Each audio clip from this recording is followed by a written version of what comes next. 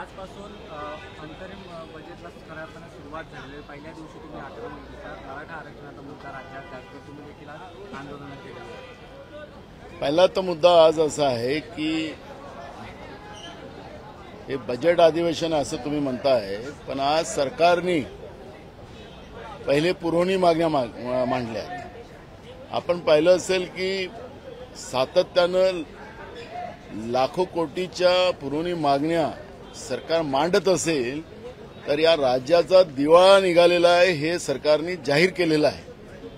आत्ताच पावसाळी अधिवेशनामध्ये सरकारने जवळपास 75,000 कोटीच्या मागण्या त्या ठिकाणी ठेवलेल्या होत्या।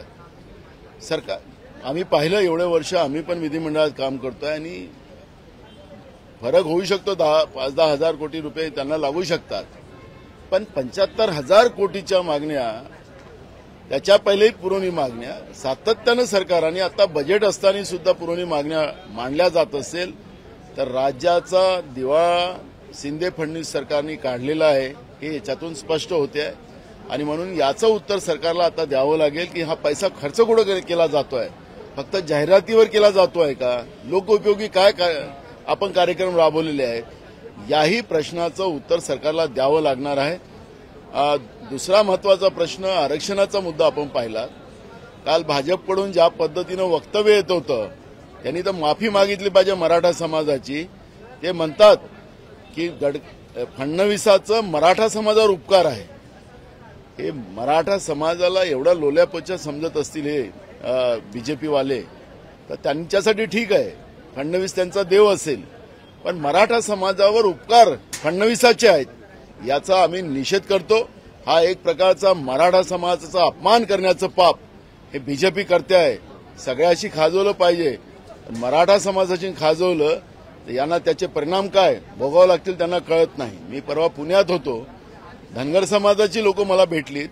10 वर्ष यांनी आम्हाला फिरवलं, 10 वर्षात आम्हाला शेवटी हायकोर्टाने ज्या पद्धतीने आमची केस डिसमिस केली, या फडणवीसांनी आम्हाला फसवलं आणि प्रत्येक समाजाला फसवण्याचं पाप ज्या पद्धतीनं भाजपनी सत्तेसाठी केलेलं आहे त्याचे परिणाम आज महाराष्ट्रामध्ये बीजेपीला भोगावं लागणार आहेत आणि सत्तेतून त्याला पाय उतार व्हावं लागणार आहे अशी परिस्थिती आज आहे।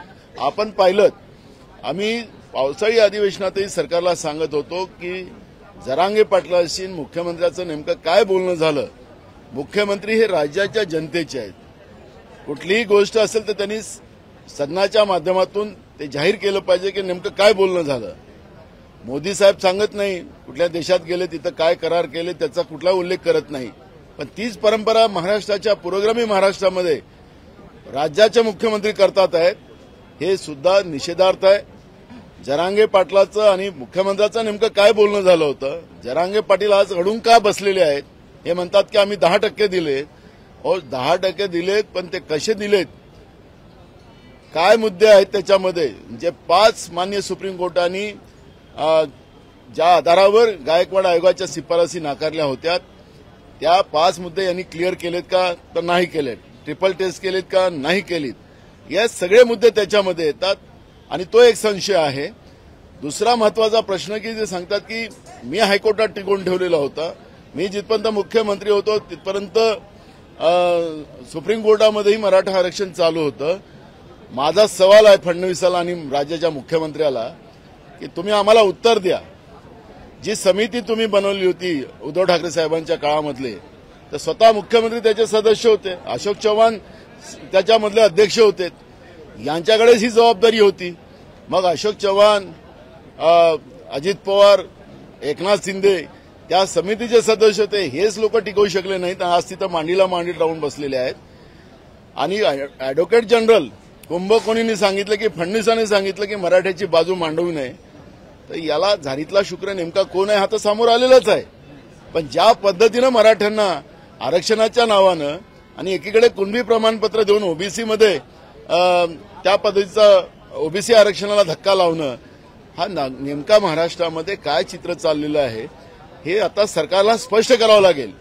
जाहिरातबाजी आता बंद करा, जनतेच्या पैशाची उधळपट्टी बंद करा, पण शाहू फुले आंबेडकर विचाराला जी काळीमा लावण्याचं पाप तुम्ही करतात त्या विषयावर आता तुम्हाला स्पष्टीकरण द्यायचे दिवस आलेले आहेत।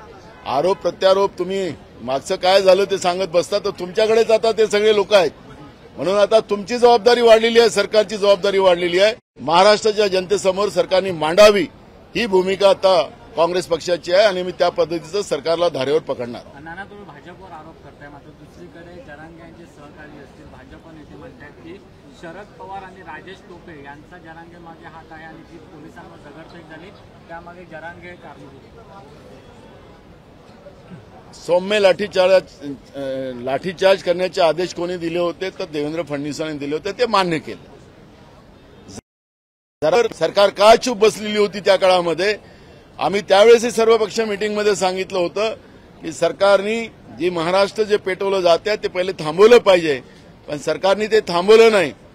सरकारचा किती सहभाग आहे हे फक्त मुख्यमंत्र्यांनी एकदा सदनामध्ये सांगावं की माझं जरंगा पाटलाशी हे बोलणं झालं. वस्तुस्थिती पुढे येईल ना.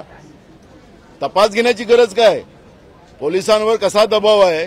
साधा मागासवर्गीय आयोगावर किती दबाव होता? निरगुडे आयोगाला राजीनामा देऊन पळावं लागलं.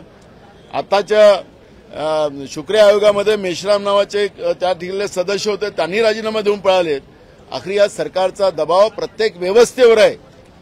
खोटी रिपोर्ट आणून एक प्रकारचं निवडणुकीच्या काळामध्ये फायदा घेण्याचा प्रयत्न करू शकतील, पण मुख्यमंत्र्याला अगर खरंच दम असेल या सरकारमध्ये तर जरांगे पाटलाशी काय बोलणं झालं होतं मुख्यमंत्र्याचं ते त्यांनी जाहीर करावं. म्हणजे जरांगे पाटील बोलतील ना काय झालं होतं की नाही झालं होतं, तर ही स्पष्टता एकदा आली पाहिजे. मग हे दुसऱ्यावर पवार साहेबावर असतील की उद्धव ठाकरे साहेबावर असतील आरोप लावायचा असेल तर आरोप तर लोकशाहीमध्ये कोणालाही लावता येतं, पण फक्त आता मुख्यमंत्री म्हणून त्यांनी उत्तर द्यावं ही भूमिका आमची आहे.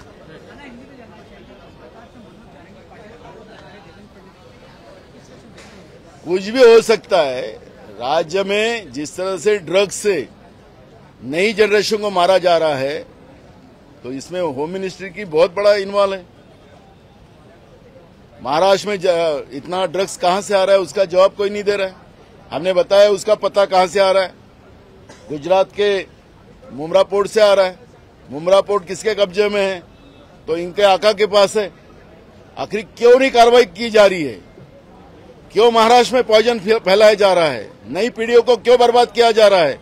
उसका जवाब फडणवीस ने देना चाहिए. जरांगे पाटिल का सलाइन वाला जो पॉइजन वाला इश्यू है वो उनका, वो बोले, हमको उसके बारे में कोई जाना नहीं हमको. लेकिन महाराष्ट्र में जो ड्रग के माध्यम से पूरा महाराष्ट्र को और महाराष्ट्र की जनता को बर्बाद किया जा रहा है उसकी जवाबदारी तो फडणवीस ने लेना चाहिए. उसकी भी जवाबदारी नहीं लेंगे. हमारे पुलिस ने पकड़ा. अरे कितना आया महाराष्ट्र में आज तक, और जो बिक रहा है महाराष्ट्र में सब तरफ ड्रग्स. नासिक का भी हमने लास्ट टाइम मुद्दा उठाया था. जो लोग थे उनको हॉस्पिटल में 5 स्टार व्यवस्था की गई थी सरकार के इसमें, तो फिर उसमें क्या कार्रवाई की गई उसका भी जवाब सरकार नहीं दे रही है. तो जरांगे पाटिल क्या आरोप लगा रहे उसमें हमको जाना नहीं है, लेकिन होम मिनिस्ट्री जिस तरह से महाराष्ट्र में ड्रग्स के माध्यम से जो जहर फैला रही है ये तो बात छुपी नहीं है, ये सबके सामने आई है. उसका जवाब फडणवीस ने देना चाहिए, ये भी मांग हम करते हैं. सर, राज्यातील सर्व बाजार समित्यांनी आज बंद पुकारलेला आहे. पणांचं जे बिल येतं त्या विरोधामध्ये या सगळ्या बाजार समित्यांनी बंद पुकारला आहे. विरोधक म्हणून भूमिका तुमची काय आहे? महाराष्ट्रामध्ये सगळीकडेच आता लोक रस्त्यावर आहेत. म्हणजे आता कोण कुठलं सेक्टर, आता डॉक्टर लोक संपावर आहेत. लोक सरळ जातात आणि आडवे होऊन निघतात आहे. आपण ती व्यवस्था पाहतो. सरकार त्याच्यावर कुठली प्रतिक्रिया द्यायला तयार नाही. तरुण पोरं रस्त्यावर आहेत. सगळीकडे पेपर फुटीची कारणं चालू झालेली आहेत. सरकारने त्या तरुणांनी त्याचा पुरावा दिलेला आहे. अधिकारी त्याच्यात कसे सहभागी आहे, सरकार कशी सहभागी आहे तो पुरावा दिलेला आहे. ते पोरं रस्त्यावर आहेत. शेतकरी रस्त्यावर आहेत. कांद्याचे भाव वाढवले, कांद्याचं जी निर्यात बंद केली होती ती उठवली असं मोठे मोठे हेडलाईन टीव्हीवर आणि पेपरमध्ये छापून आल्यात. जो रिपोर्ट आलेला आहे त्यांनी निर्यात उठवलीच नाही. कांदा अजूनही सडताय. कांद्याचा शेतकरी रस्त्यावर आहे. ज्या शेतकऱ्याचा माल खरेदी केला त्याचे पैसे अजूनपर्यंत दिले नाहीत. अशी परिस्थिती, शेतकरी रस्त्यावर आहेत. तरुण रस्त्यावर, शेतकरी रस्त्यावर, डॉक्टर रस्त्यावर, कर्मचारी रस्त्यावर, आता ज्या बाजार समिती आहेत त्याही रस्त्यावर. या महाराष्ट्राच्या जनतेलाच रस्त्यावर आणण्याचं पाप या भाजप प्रणीत सरकारने महाराष्ट्रात केलेलं आहे आणि त्याचा परिणाम आहे की महाराष्ट्र आज या पद्धतीचं रस्त्यावर उतरलेलं आहे. लोकशाही मराठी ऐका, पहा, जागरूक रहा.